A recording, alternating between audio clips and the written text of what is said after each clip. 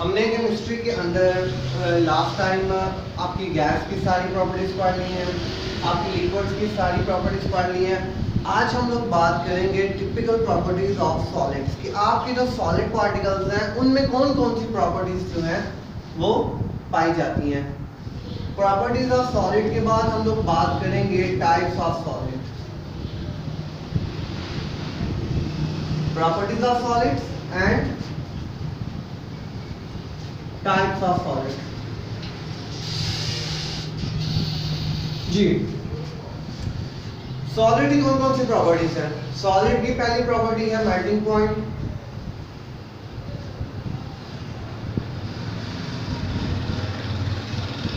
Solid की property number 2 है rigidity.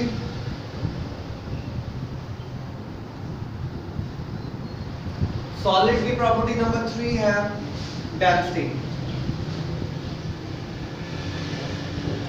ये तीन प्रॉपर्टीज हैं सॉलिड की, melting point, rigidity and density. Start करते हैं मेल्टिंग पॉइंट से। मेल्टिंग पॉइंट का लफ्ज़ी मतलब होता है किसी भी चीज का पिघलना। जिस टाइम आपका सॉलिड पिघलना शुरू हो जाए उसे हम लोग बोलेंगे मेल्टिंग, और उस टेम्परेचर को, उस पॉइंट को हम लोग बोलेंगे मेल्टिंग पॉइंट। सो इसकी डेफिनेशन है the temperature at which the solid phase and the liquid phase of the solid substances are in equilibrium। आपका वो टेम्परेचर जिस टेम्परेचर के ऊपर सॉलिड और लिक्विड दोनों आपस में इक्विलिब्रियम स्टेज पे होंगे, एक डायनामिक इक्विलिब्रियम स्टेज होगा, मीन कि जितना सॉलिड पार्टिकल है उतना ही लिक्विड पार्टिकल है, उस फेज को हम लोग बोलेंगे मेल्टिंग पॉइंट। मेल्टिंग पॉइंट आपके डिफरेंट सॉलिड्स का डिफरेंट होता है। फॉर एग्जांपल अगर आपके आयनिक कंपाउंड है तो उनका मेल्टिंग पॉइंट हाई होगा, अगर आपके कोवलेंट कंपाउंड्स है तो उनका मेल्टिंग पॉइंट लो होगा, क्योंकि उनके अंदर जो है इंटरमॉलिक्यूलर फोर्सेस वीक होती हैं। नेक्स्ट बात करते हैं हम लोग रिजिडिटी पे। रिजिड का लफ्ज़ी मतलब है सहत होना किसी चीज का।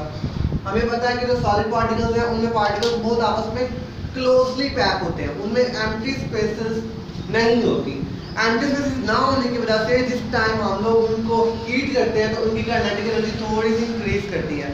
काइनेटिक एनर्जी इंक्रीज करने की वजह से उनमें वाइब्रेशन पैदा होती है। लेकिन वैसे सॉलिड पार्टिकल्स अगर हम लोग बाकायदा स्ट्रक्चर देखें तो वो सहत होता है, रिजिड होता है और फिक्स होता है, उसका स्ट्रक्चर चेंज नहीं होता। आपका सॉलिड है, उसकी ये शेप है अगर तो उसकी यही शेप रहनी है। ऐसा नहीं है कि सॉलिड को अगर आप उठा के किसी दूसरी चीज में रखेंगे तो अपनी शेप चेंज कर लेगा।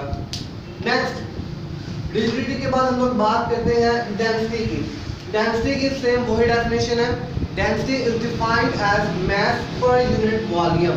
किसी भी सब्सटेंस का मास को डिवाइड करना उसका वॉल्यूम है तो हमारे पास हमारी डेंसिटी आ जाएगी।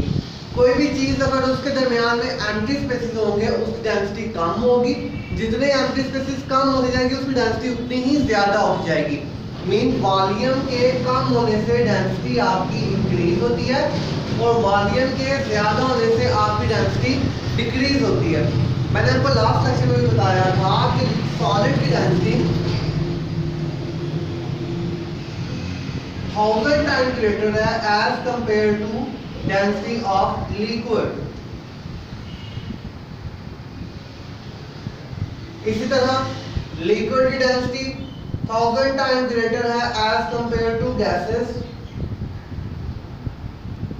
इसकी रीजन क्या है? रीजन इसकी ये है कि आपके जो गैसेस पे पार्टिकल्स हैं उनके दरमियान में एम्प्टी स्पेसेस बहुत ज्यादा होती हैं। एम्प्टी स्पेसेस ज्यादा होने की वजह से उनका वॉल्यूम बढ़ जाता है और वॉल्यूम के बढ़ने से आपकी डेंसिटी डिक्रीज हो जाएगी। लिक्विड में एम्प्टी स्पेसेस कम होती हैं एज कंपेयर टू गैसेस, जिसकी वजह से लिक्विड की डेंसिटी गैसेस के बनिस्बत क्या होती है? ज्यादा होती है। अगर हम लोग बात करें सॉलिड की तो सॉलिड जो डेंसिटी है वो सबसे ज्यादा होगी, लिक्विड से भी सॉलिड की डेंसिटी 1000 टाइम ग्रेटर होगी। नेक्स्ट हम लोग चलते हैं आपके टाइप्स ऑफ सॉलिड्स की तरफ। हमारे पास दो टाइप्स के सॉलिड्स जो हैं वो पाए जाते हैं।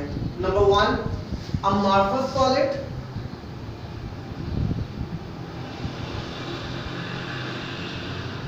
And number 2 crystalline solid.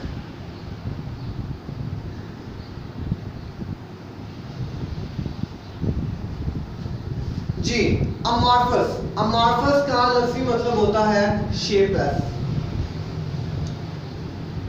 जिसकी कोई शेप ना हो। आपके वो सॉलिड्स जिनकी रेगुलर शेप ना हो, कोई रेगुलर स्ट्रक्चर ना हो, उन्हें हम लोग कहते हैं amorphous solid. For example plastic है, रबर है, एक्सेट्रा, ये आपके अमॉर्फस सॉलिड्स हैं। इनकी कोई डेफिनेट शेप नहीं है, इनकी रेगुलर शेप जो है वो डिस्ट्रॉय हो चुकी होती है। अब इनकी शेप, चूंकि ये शेपलेस है, इसीलिए इनके मेल्टिंग और बॉइलिंग पॉइंट क्या होते हैं, लो होते हैं। They have low melting and boiling point. अगर हम लोग बात करें क्रिस्टलाइन सॉलिड की, तो आपके वो सॉलिड्स जिनकी एक बाकायदा शेप है, एक रेगुलर शेप है, एक रेगुलर स्ट्रक्चर है, उसे हम लोग कहते हैं crystalline solids. For example glass, शीशा है, उसकी एक बाकायदा शेप है, डायमंड है, डायमंड की बाकायदा शेप है, एक्सेट्रा।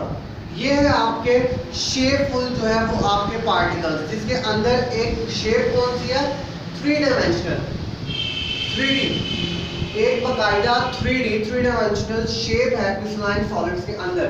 अब इसी शेप की वजह से क्रिस्टलाइन सॉलिड के मेल्टिंग और बॉइलिंग पॉइंट जो है वो हाई होते हैं as compare to amorphous solids.